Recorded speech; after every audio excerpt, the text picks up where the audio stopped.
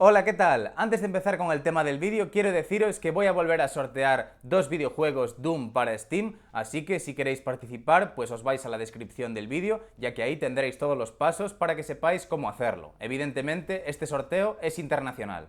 Hoy os traigo una guía para que sepáis comprar el monitor perfecto para vosotros. Este vídeo va a estar bastante enfocado en el ámbito gaming, pero aún así va a englobar a todo tipo de monitores, ya que lo que voy a hacer es enseñaros a entender las especificaciones más importantes a la hora de elegir un monitor. Os explicaré qué son, en qué consisten. Y también os daré unos tips, unos consejos para que así sepáis comprar el monitor perfecto para vosotros independientemente del presupuesto que tengáis. No voy a explicarlo absolutamente todo, ya que el tema de los monitores es muy extenso. Sin duda es el periférico más complejo, muy por encima de los teclados y ratones y también de los auriculares y altavoces. Así que eso, lo resumiré todo un poco y me dejaré algunas cosas atrás, cosas que no vea estrictamente necesarias. Vamos al lío.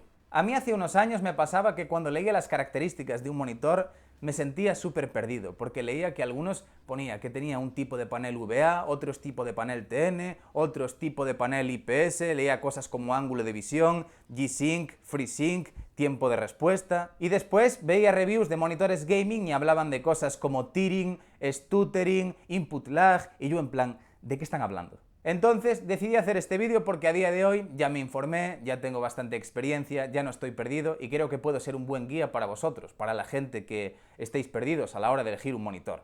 Así que voy a explicaros en qué consiste todo esto. Empezamos por algunas características. Formato de imagen. El formato de imagen o relación de aspecto es una proporción entre el ancho y el alto. Hay dos que son los más comunes, los de 16/9, que son los más típicos que todo el mundo tiene en sus casas prácticamente. Estaréis viendo una imagen de un monitor de formato de imagen 16/9 para que os ubiquéis. Los de 16/9 son monitores que tienen resoluciones como 1920 x 1080, 2560 x 1440, 3840 x 2160, los típicos.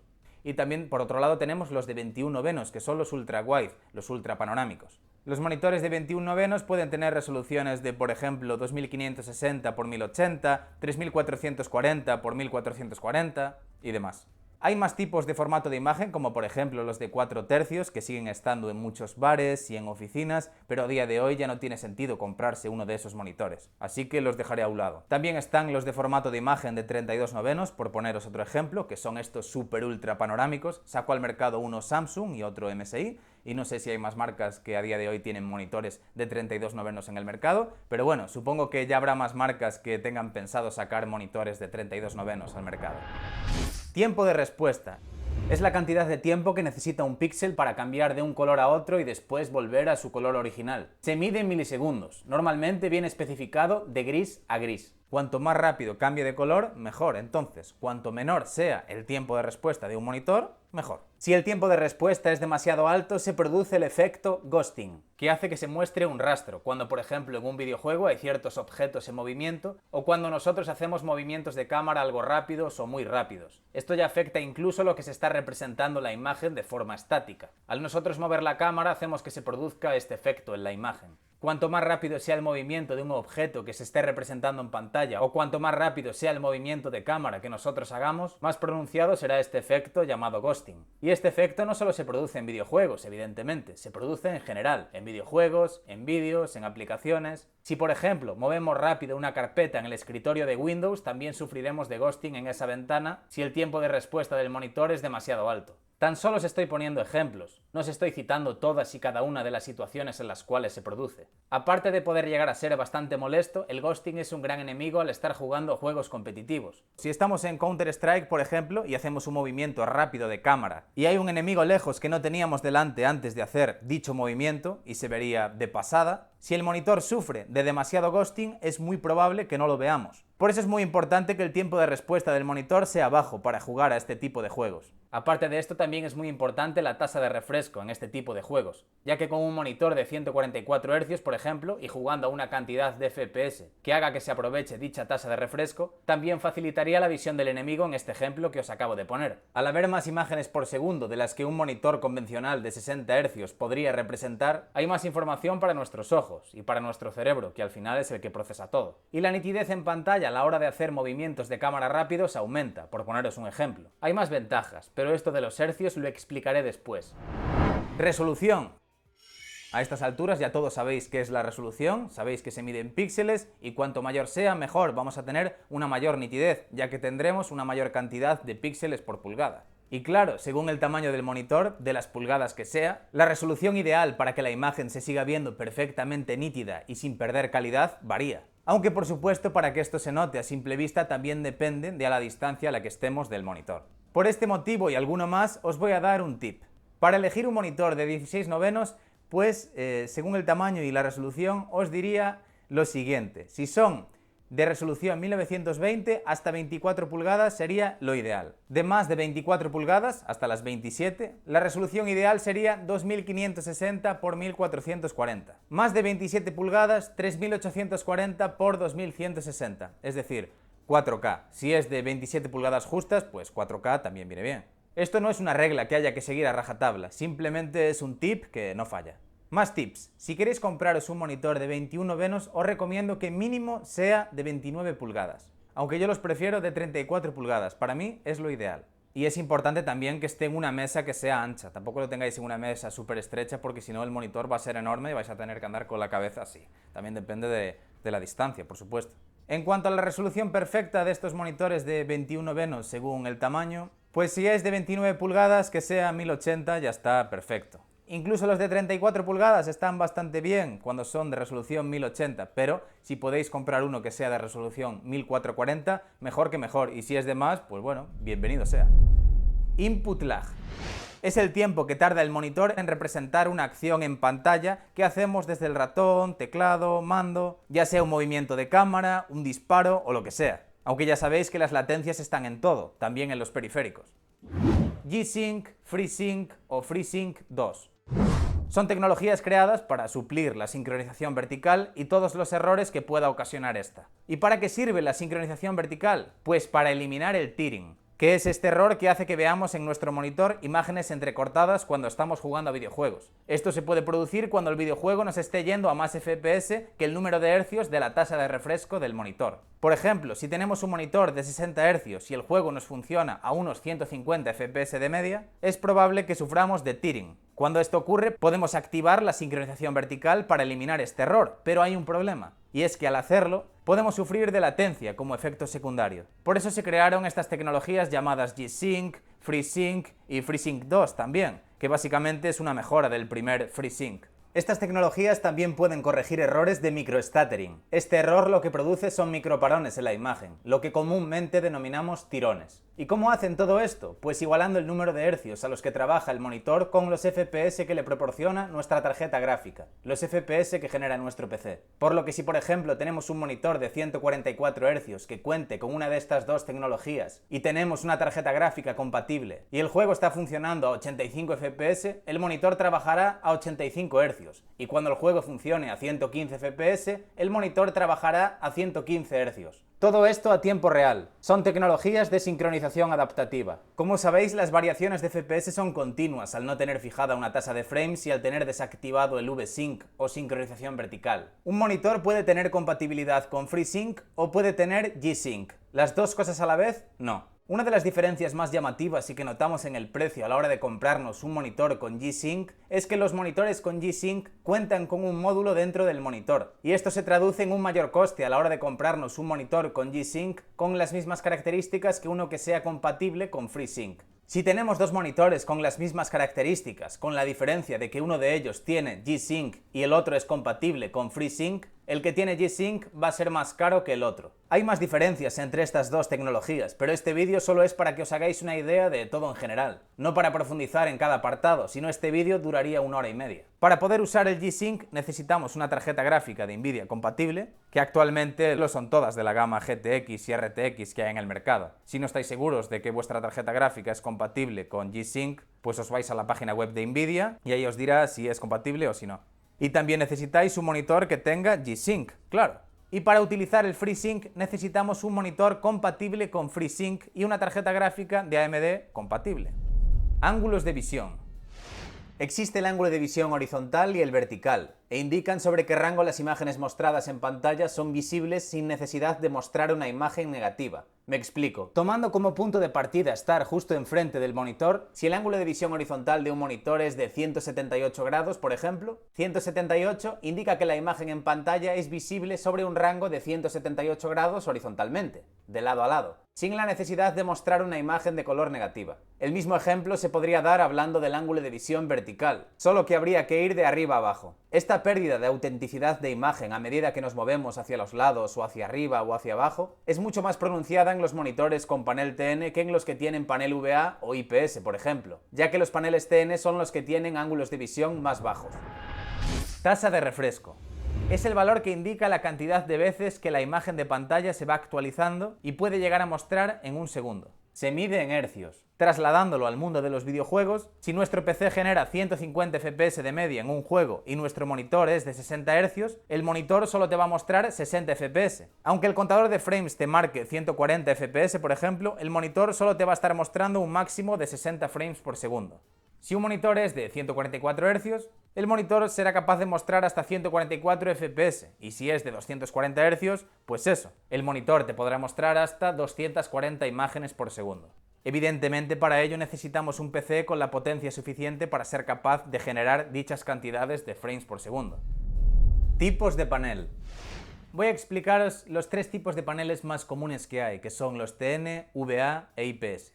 Los paneles TN son los más habituales para gaming, porque tienen un tiempo de respuesta más bajo que los paneles IPS y VA, por norma general, ya que hay algunos paneles VA que tienen un milisegundo como tiempo de respuesta. Y también tienen una peor reproducción de los colores que los otros dos tipos de panel. Lo mismo pasa con los ángulos de visión, también son inferiores. Luego están los IPS, que son los que tienen una mejor reproducción de los colores y son muy buenos para editar vídeos, fotografías, para ver películas y demás. Pero como contra, su tiempo de respuesta es más alto y hay muchos modelos que no son recomendables para jugar a videojuegos de forma competitiva. Además, pueden sufrir graves problemas de fugas de luz, ghosting y otros problemas. Aunque a día de hoy hay monitores con paneles IPS que son muy buenos para jugar a videojuegos competitivos, editar vídeos y demás, pero su precio es muy alto. El ángulo de visión de los paneles IPS es muy superior al de los paneles TN. Y por último están los VA, que normalmente tienen un tiempo de respuesta superior a los TN, pero inferior a los IPS. La reproducción de los colores es superior a la de los TN, pero inferior a la de los IPS. Pero muchos modelos también sirven para editar fotografías y vídeos de una forma profesional o semiprofesional. HDR.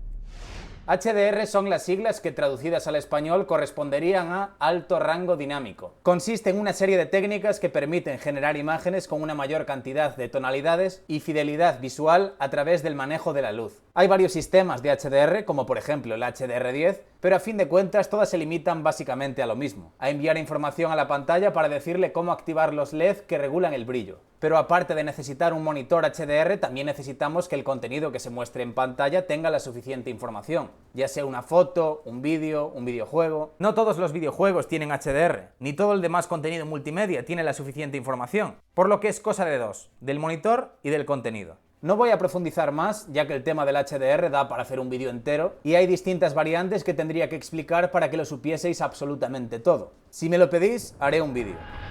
Profundidad de color. En las características de un monitor podremos encontrarnos con un apartado que nos dirá que la profundidad de color es de 6 bit, 8 bit o 10 bit, por ejemplo. Cuanto mayor sea, mejor, porque esto querrá decir que el monitor podrá representar una paleta de colores más amplia. Pero esto no solo depende del monitor, también del contenido. Por ejemplo, si tenemos un monitor con una profundidad de color de 10 bit y queremos ver un vídeo con una profundidad de color de 10 bit, pues el vídeo tiene que estar grabado con una cámara que grabe con esa profundidad de color, o con más. Espacio de color.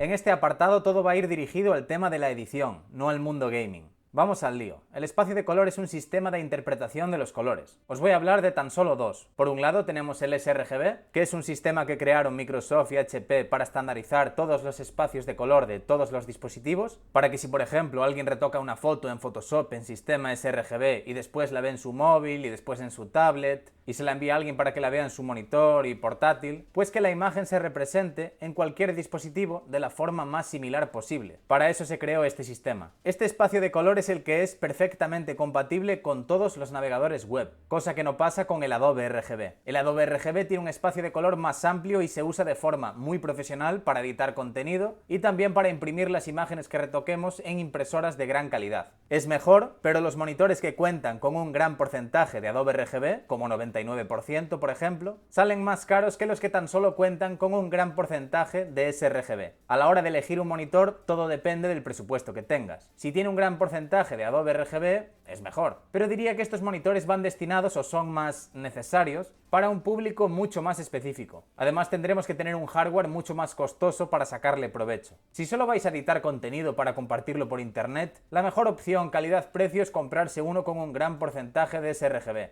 Con eso es suficiente. ¿Qué porcentaje? Bueno, si es el 100% mejor, pero si no tenemos el suficiente presupuesto, hay monitores con un 97% sRGB muy baratos. A ver, ya que estoy, os voy a dar algún consejo más, por si estáis buscando un monitor para editar. Aparte de tener en cuenta lo que os acabo de explicar del sRGB y el Adobe RGB, os diré lo siguiente: iros a por monitores con panel IPS, ya que son los que tienen un ángulo de visión más amplio y los que pueden llegar a representar mejor los colores, en comparación con los VA y sobre todo con los TN. No os compréis un monitor con panel TN para editar. Evitadlos a toda costa. Después, el monitor puede tener un acabado mate o brillante. Esto ya es cuestión de gustos, pero yo creo que la mayoría prefieren mate. Esto evitará que se produzcan reflejos molestos en el monitor. Aunque los paneles de Apple son brillantes y se dice que consiguen mayor nitidez los brillantes, pero que yo sepa, en general la gente prefiere mate. Investigad un poco sobre esto si os interesa. Y otro consejo rápido que os puedo decir, pues que la profundidad de color sea de 8 bits o más. Hombre, si son de 10 bits, mejor que mejor, pero si no os da el presupuesto, pues que sean de 8 bits al menos. Aseguraros de que el hardware de vuestro PC sea lo suficientemente bueno y acorde para poder aprovechar el monitor que compréis. Y también conectadlo con el cable indicado, esas cosas. Una cosa a la que no le tenéis que prestar atención a la hora de elegir un monitor para editar es a la tasa de refresco. Siendo de 60 Hz ya estáis más que bien. Incluso trabajando a 30 Hz no tendréis ningún problema.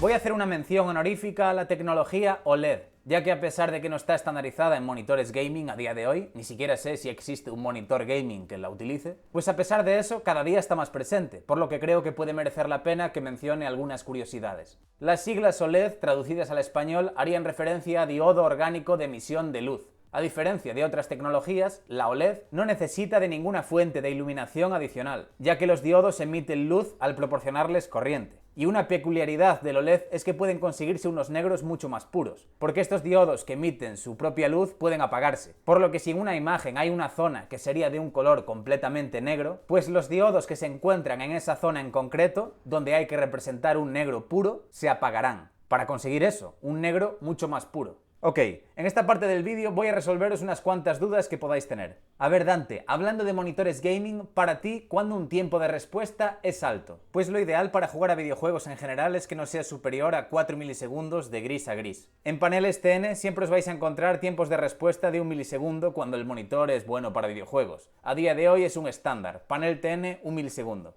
Aunque en paneles VA podemos encontrarnos modelos con 1 milisegundo de respuesta también. Y existen paneles IPS de tan solo 4 milisegundos de respuesta, que son ideales para jugar a juegos competitivos incluso, pero son bastante caros. Pero muchos modelos también nos pueden servir para editar fotografías y vídeos de una forma bastante buena. Lo que no os recomiendo si vais a editar son los de panel TN. Evitadlos a toda costa. Pero los monitores con paneles TN vienen muy bien para otro tipo de usuarios. Si solo vais a jugar a juegos competitivos como Counter-Strike, Global Offensive, Quake Champions y demás, es donde vamos a encontrar lo mejor de lo mejor, ya que existen monitores con una tasa de refresco de hasta 240 Hz y 1 milisegundo de respuesta. ¿Qué es lo que buscamos a la hora de elegir un monitor para jugar a videojuegos competitivos? La mayor fluidez posible, en este caso con los 240 Hz, y la respuesta más rápida posible, en este caso 1 milisegundo. Y no hace falta irse a lo mejor de lo mejor, sino que comprarse un monitor con panel TN de 144 Hz, 1 milisegundo de respuesta, con una resolución de 1920 x 1080, es la opción más barata y mejor calidad-precio para jugar a juegos competitivos. Eso sí, si el monitor es de los más económicos, la reproducción de los colores va a ser mala. Pero lo que buscamos aquí es fluidez y una respuesta rápida.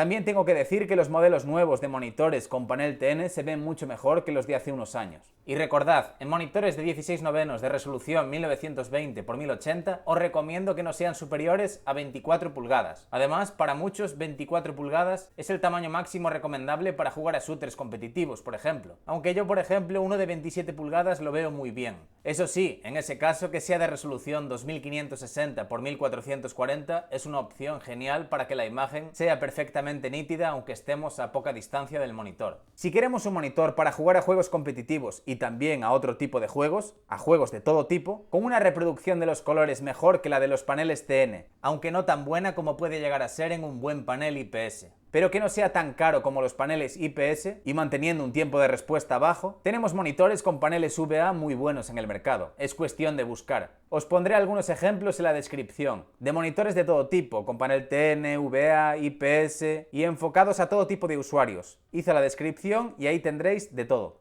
Y si queremos un monitor para jugar a todo tipo de juegos, con una reproducción de los colores muy buena, alta tasa de refresco y un tiempo de respuesta bastante bajo, es posible encontrar monitores con paneles IPS así, pero ya os dije que son muy caros. Los monitores con paneles IPS más baratos os los recomiendo a la gente que no queréis jugar a juegos competitivos si es que os lo tomáis realmente en serio. Yo solo os estoy recomendando cosas. Por poder podéis jugar a videojuegos competitivos con cualquier monitor. Bueno, sigamos. Pues eso, que los monitores IPS más económicos os los recomiendo a la gente que no va a jugar a juegos competitivos, tomándoselo en serio, y queréis una muy buena reproducción de los colores y no os importa tanto que sean de 60 Hz, ya que podemos encontrarnos modelos por unos 200 euros que están muy bien, e incluso nos sirven para editar fotos y vídeos con una referencia bastante buena. No la mejor, pero por poco dinero son una buena opción. Eso sí, ya que estoy teniendo un enfoque en el mundo gaming, no os compréis uno con panel IPS con más de 5 milisegundos de respuesta de gris a gris. De todas formas, siempre mirad reviews de los monitores que os interesen para ver la opinión de los reviewers. Es bastante importante en mi opinión. Es importante la opinión de alguien que haya probado el producto. Es mucho mejor que solo basarse en las características marcadas por el fabricante. Última cosa que os voy a comentar.